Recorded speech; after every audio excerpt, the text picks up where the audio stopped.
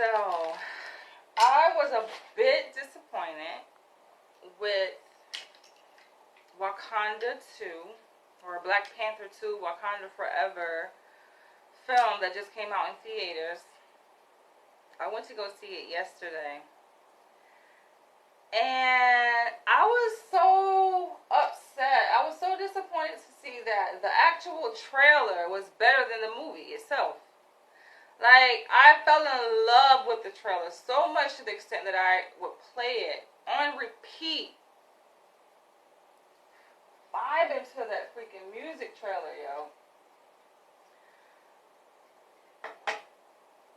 The trailer actually hyped me up for the movie. Now, mind you now, I am not a Marvel fan. I'm not into comic books. This is not my go-to genre of film at all, right? I said this in my review of Black Panther 1, the first one that came out in 2018. I actually was living in Los Angeles, California. I decided to go see that movie because it was a lot of hype surrounding the movie, right? So I'm like, all right, let me go see it. And you guys see my review, I talked about how I fell asleep in that film. Like, the movie wasn't even maybe 15, 20 minutes in and I had fallen asleep. Why? Because it was too much CGI. That turned me off. Right?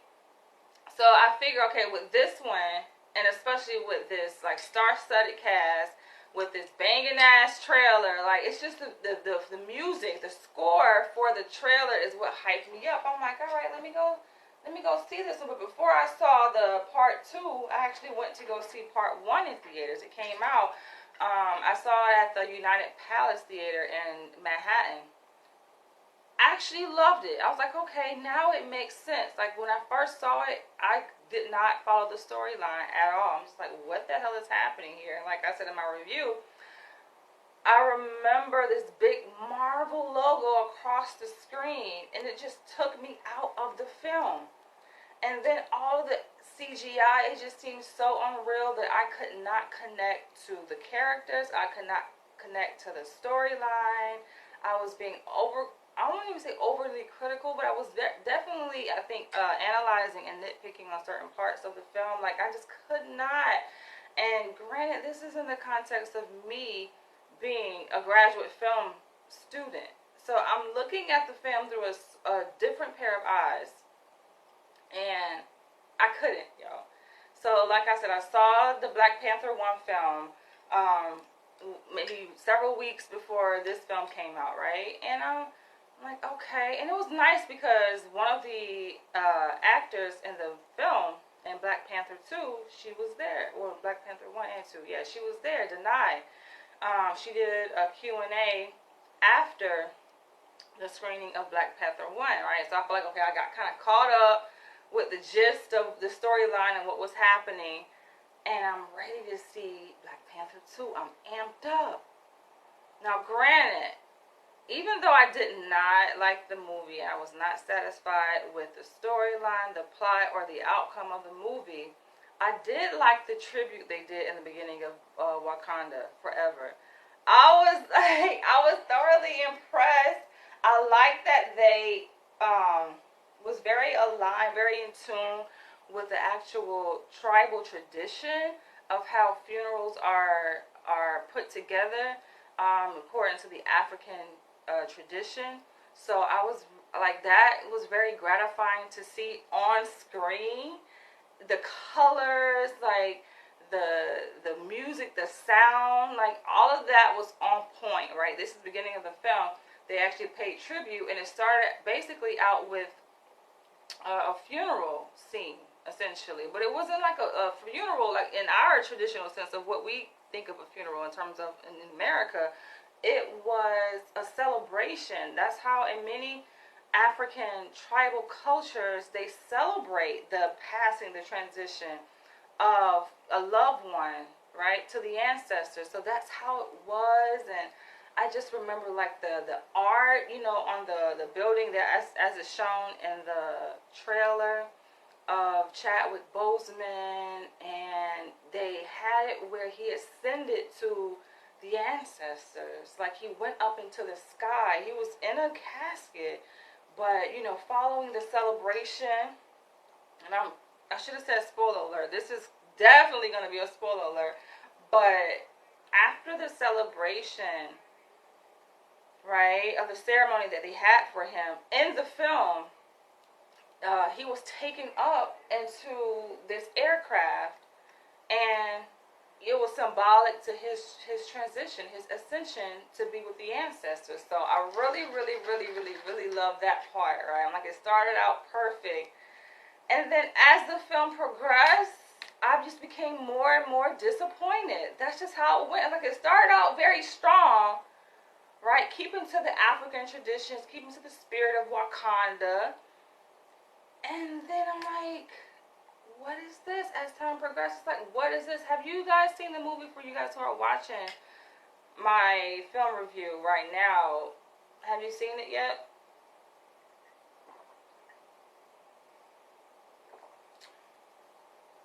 I ordered from this restaurant, this African restaurant. Never ordered from them before.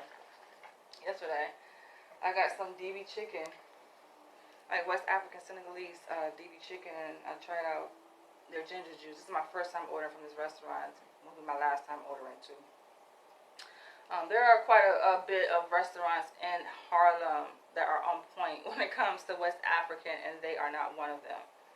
But anyway, yeah, so as the movie progressed, I just became more and more disappointed. And I kid you not, I almost fell asleep in the movie again. Right? I fell asleep in the first one, and I saw the first one out in Hollywood, California at Universal Studios. And this one, I almost fell asleep. It took everything in me not to fall asleep on multiple occasions.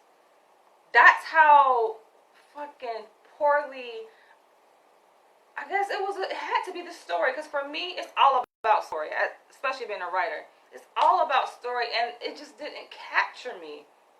I think the pacing of the story was very slow. It took too long. They gave too much time to each scene and for the story to develop. It just took too long. It didn't take all of that, right? I'm like, okay, can we get to the next scene by now, right? That's just how I felt. It was dragged out. And I'm like, why? And then you look at the length of this film. This film is 2 hours and 41 minutes. Why is it that long? It does not have to be damn near 3 hours. This film, this story could have easily been captured in an hour and a half, 90 minutes. Right? So the pacing was too long. I think that's why I, at moments, was drifting off. My eyes were getting heavy, and I'm having to like eat snacks to keep myself awake in the theater. Just like, oh my gosh. So I saw the film, and I think that neighborhood is called Chelsea, if I'm not mistaken, in Lower Manhattan. Actually, it's in the Village. AMC, I think East Village. That's where I saw it. You know, I only really go to AMC theaters because they have reclining seats, or if another theater, it has to have reclining seats. That's just my preference, right? So I saw it in a very comfortable theater. I'm gonna tell you this though. What I did, specifically, what I did not like about the plot. I did not like. I felt like, hold the fuck up. They hijacked our movie, yo. The movie, the story is being hijacked. And then, listen, no shade to Latino culture, right? But it was hijacked by Mexican culture. I'm like, who are these people? Right? So almost like midway through the film, this is, I think, when they came to America, and they were meeting that student at Massachusetts who had developed some high-end technology, right, for the CIA. I think the CIA was using her technology that she had developed. And Wakanda had taken interest in what she was working on, right? So they had come to meet with her. And during this process, like, they were, I think, going over a bridge. And they had, like, this tribe come up from the sea, essentially, right? I'm like, what is this? They come up from the water. This is people, a tribe of people, Mexicans, that live in the water. They come up, and I'm just like, wait. And so I'm looking at them, right? And physically, right, phenotypically, I'm like, okay, they're attractive, right? They have, like, this tribal wear, this indigenous decorative wear, and it kind of resembles the wear that Wakanda they have on, right?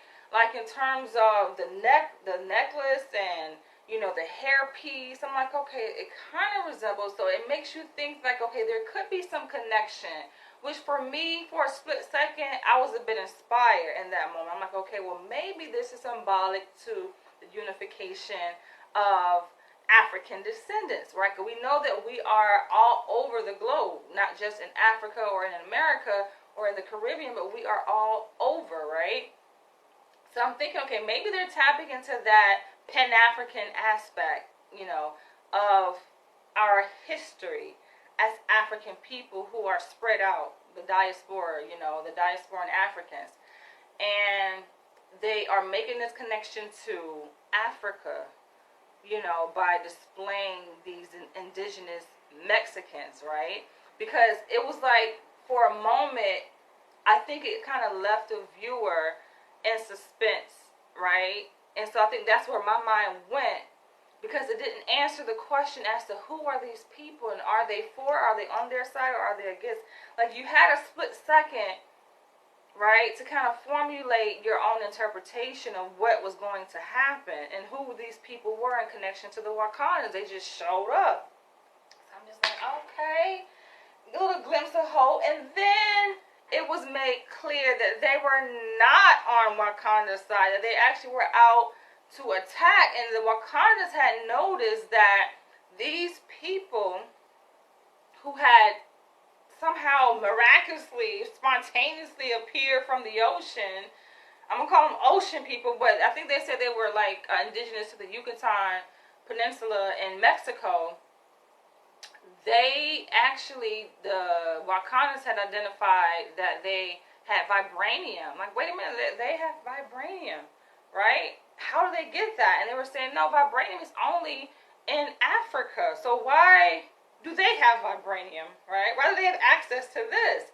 So I think that for that moment, it kind of spoke to, okay, well, maybe they're connected to the Wakandans. But apparently they weren't. They were out to fight them, to overcome them, to attack them. So part of the movie was spent with the Wakandans trying to battle against these Yucatan people from Mexico. And I'm just like, they are hijacking the story. This is not what Wakanda is supposed to be like. And I know that Wakanda has a black melanated writer and director.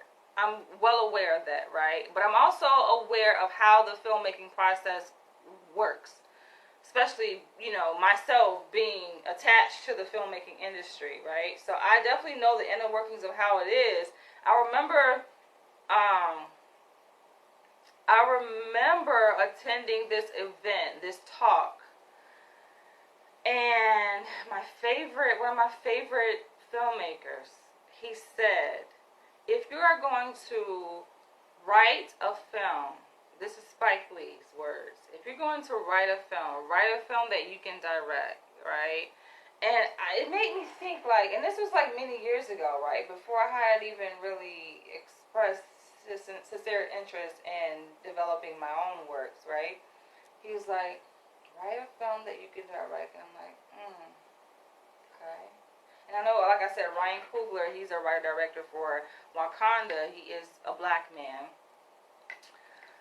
And I'm like, okay, it makes sense, but it really began to kind of manifest and grow weight to it as I became more attached to the filmmaking industry, right? And I began to learn exactly how the filmmaking process is, and who is involved, right? And how a person's story that comes from their heart and their mind can take an evolution based on the many different eyes and hands that play a role in developing this story, right? So as the writer, the story begins with the writer, obviously, the script, but then there's so many different people who help to shape the outcome of what the story is going to look like, essentially, right? We're talking about the people who work directly on set, we're talking about the lighting department, right? Tells a story. And I made a whole separate video on this, right? How each department, when it comes to the filmmaking process, helps to tell a story, and that can definitely help to shape what that story is going to look like based on the original skeleton of the story, this actual script. We're talking about the design, the costume design, the sound design, every aspect of the film. Not to even mention the producers. I know the producers often are seen to have more of a backseat position, right? They are the one who fund the film, who finance the film. But no, they also have a role. The thing about producers is that producers are not going to are not going to greenlight a film that they don't agree with. They're not going to say, all right, here's some money. Go ahead and make this film. Keep to your original script. That's not how it works. They have a say-so in how the film manifests itself, how the story begins to evolve. And I don't know what the conversations were, right, behind the scenes, right? That would be very interesting. And I know, like, one of my favorite things is watching the behind the scenes, when the film actually comes out on DVD, just to see, like, okay, what actually went into making the film.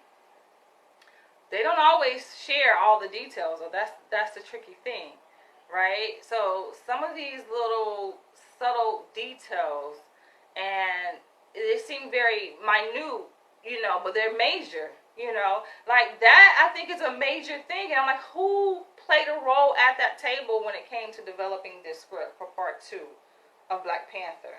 Like, whose idea was it to make this film multicultural? Because we know that it started out with it being black, for the culture, for our culture, right? So now it has evolved into this multicultural film, which obviously is consistent with reality and how things are in our world today.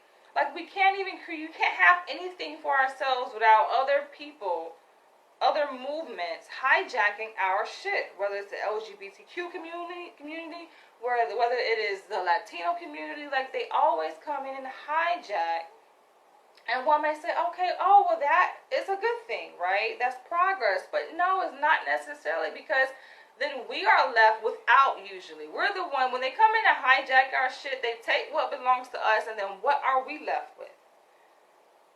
Right? I think Wakanda, granted, I am not a Marvel fan, never will be, but I think that the original concept of, Wakanda, Black Panther, was to inspire, especially little children, because those are the ones who, usually go see, and obviously including adults too, but it's targeting a certain audience of people. And I think it was very much of inspiration to little black children. They can see themselves in these characters, right? And see that, okay, even though we live in a society that makes us feel very small, right? And that dehumanizes us, that has stripped us of our identity. Like, there are still certain caricatures, there are still certain images that are being developed and portrayed that can help to inspire and reshape the psyche of these black children, right? Or even adults, right? Whose psyche has been, tampered with and has been broken down, and we've been very oppressed, right? And we've, we've been held back, right? Like, all of these things help to shape who we are and how we see ourselves, right? So I think these images are very important to have on screen, especially a major screen, right? I mean, and not even mention the amount of money they made. Looking at the budget and what they made for Black Panther 1, the budget was like, what, $200 million? And they made $1.3 billion. We're talking about 6 times the cost. They reaped it back, right? And this one is probably going to far supersede what the first one did. So just looking at the magnitude of this film, right, we know that it is very powerful, and to see how they hijacked our shit And I was just completely disappointed. And this was like midway when they introduced this Mexican tribal people into the film. And then towards the end, right, because like I said, they spent a significant portion of the film when those Mexicans were introduced. They were battling the Wakandans. And I'm just like, and at the end, it came to the point where the character, woman, Letitia Wright, right, she was in a position where she was about to, she was about to off the head person of this Mexican kingdom. And there were going to be no more. And it was going to be Wakanda forever. But in that split second, she was told not to do that. And she got, I think, inspiration from within, saying that that's not really what Wakanda is about, which is parallel to like how black people are. Like we're not killers. We don't mean any harm to anyone, right? When it comes to having to war against other nations or other races, that's not who we are. Even though we may be tasked with that responsibility. Right? And other people, other races are very quick to come up against us and war against us. What do we usually do? We oblige. We want to we want to sit up here and like try to work out a deal, right? We're not fighters, we're not killers, and that's pretty much what was portrayed in Wakanda. So they backed down. They didn't kill. She was over him. She had the sword like right there at his neck, about to like off his ass. I just think that it's sad because when you think of how quick they are to kill us, though, you know what I'm saying? Like how quick they are, and they've shown this in this same film, how quick they are to kill us. And do y'all know who died in this film? Like I said, this is a spoiler alert. Do y'all know who died? The Queen dies in Wakanda Forever and Black Panther 2. They killed her. She died. See how quick they are to kill us. They don't care. But she had to think, like, should I do it? Should I not? It was so much hesitation, she decided not to do it. And so then at the end, she's standing side by side, and they're like, Wakanda forever. And she's side by side with this, the leader of this Mexican civilization from Yucatan.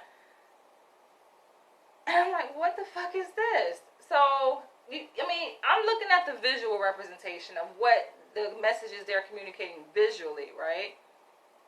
It's clear. It's clear. It's like, why can't we share, and why can't we have our own glory? Why do we have to share in our glory with other nations, with other people, right? I just think that movie, the film, the story would be much more powerful if we independently shared in our success, in our glory, right?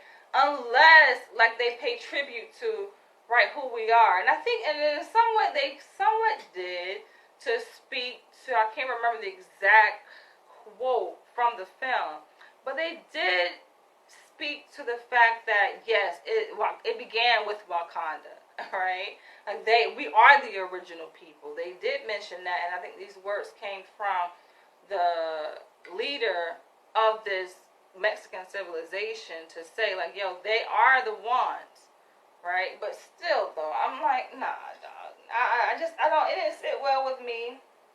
I didn't like that turning point. I didn't like, I just was taken out of it, and I was just wishing for the film to end. Not even halfway through the film, I was, like I said, I was falling asleep. It was a lot of CGI, obviously, in this one too, just like the first one. I did like how at the end, though, they showed this little boy who was a product of T'Challa, the character that Chadwick Boseman played. Basically, he's the offspring. He's a prince, essentially. Like, he is the upcoming person. I'm like, okay, maybe that's a sign that it's going to be a part 3, because they kept him secret, and they didn't go to the funeral. The funeral happened at the beginning of Black Panther 2, essentially, but they didn't go. And Lupita, her character, she's the mother of this son. I'm like, I didn't catch that, I guess. Somehow I don't know how I didn't catch that, but yeah, she's the mother, like, of this son, meaning that she obviously had, procreated with T'Challa, Chadwick Boseman's character. I'm like, oh, I guess I didn't see that in Black Panther 1. Maybe because I fell asleep, right? I feel like it's so much happening in the film, and obviously we're talking about the writer developing a whole different world with intersections of our world that we exist in today, because you still have the CIA, right? But essentially it was a whole different world, and I can understand the complexity of having to do that. So that's going to take time when it comes to developing the script, right? The script has many, many, many, many pages, right, to be able to actualize this story, on screen. I understand that, but I'm just like, does it have to be that long, though?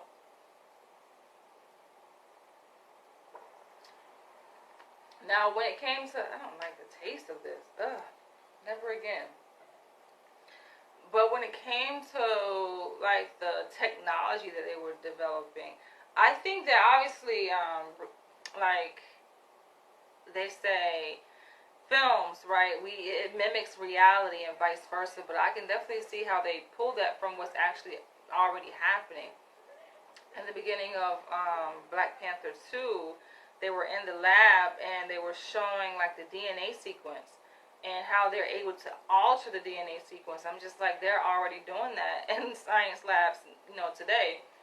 And that's nothing new, but it speaks to the futurism of what's going to happen, what we can look forward to.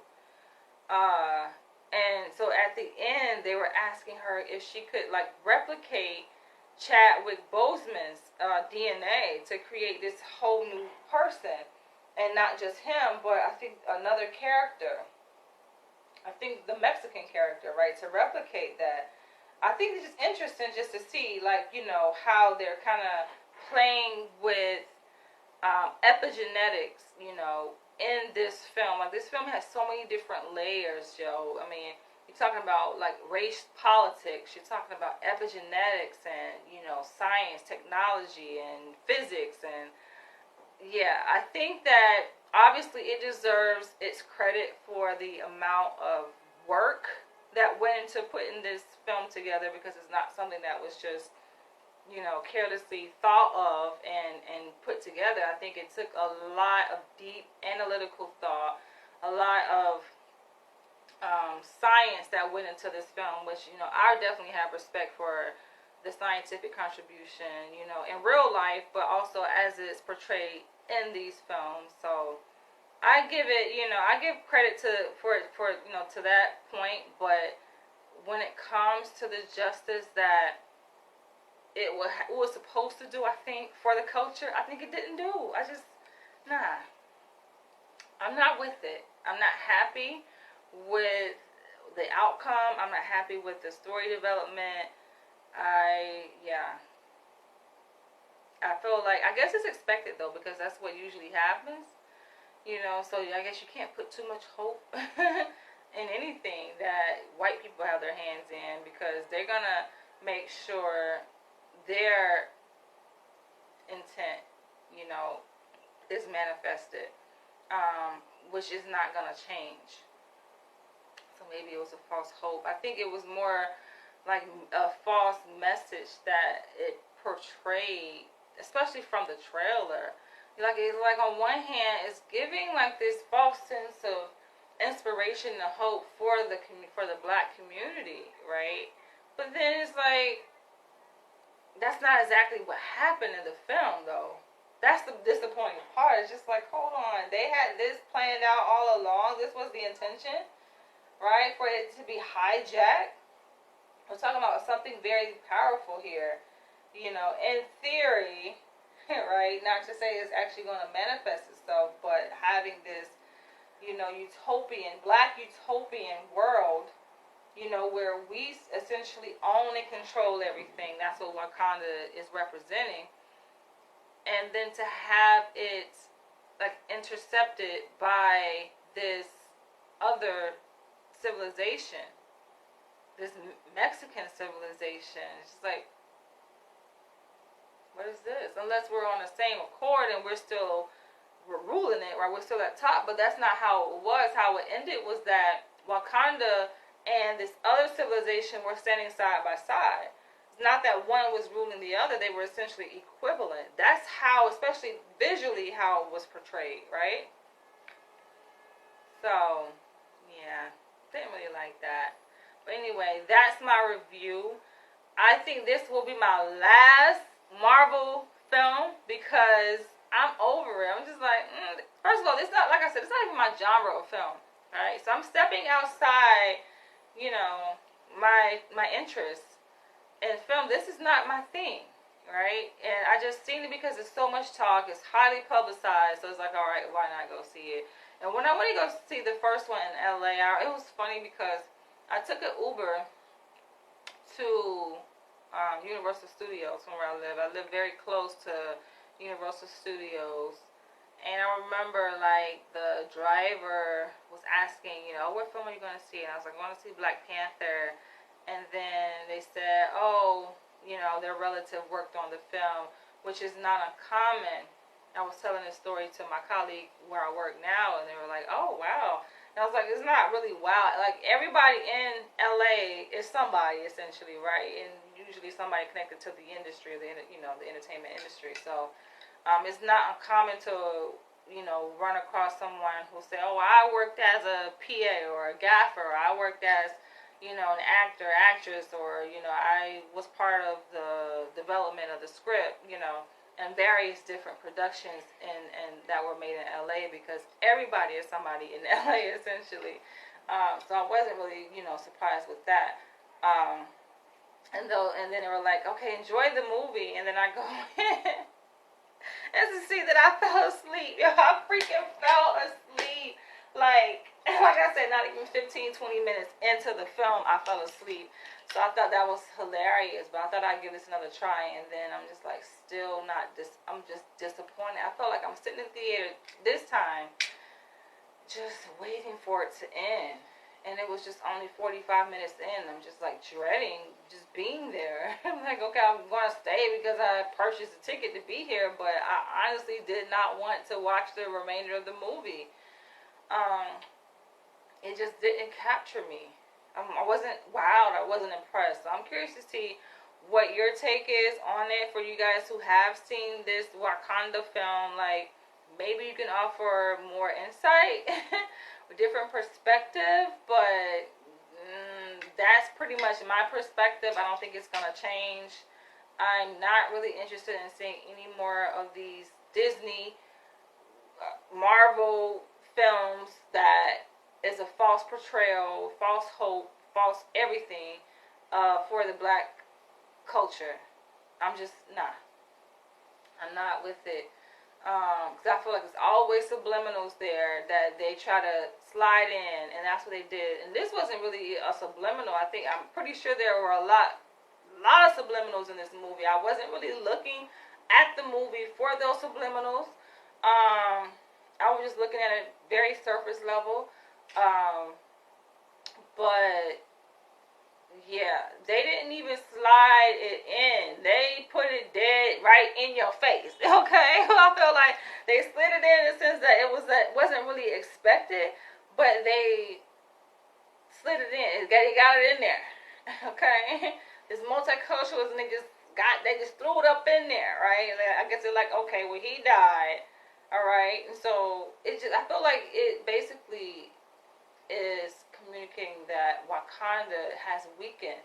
Clearly, right, with the leaders of Wakanda dying off unexpectedly, and then now they're faced with this new tribe that is at war with them, and now they are trying to make a peace treaty with. That's essentially what happened in the movie. She made a peace treaty with these motherfuckers.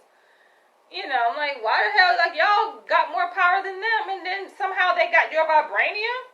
How the hell, like, this is protected material, very valuable, invaluable, like, and you come across another civilization who got your shit, and then your thing is, okay, well, let's make a peace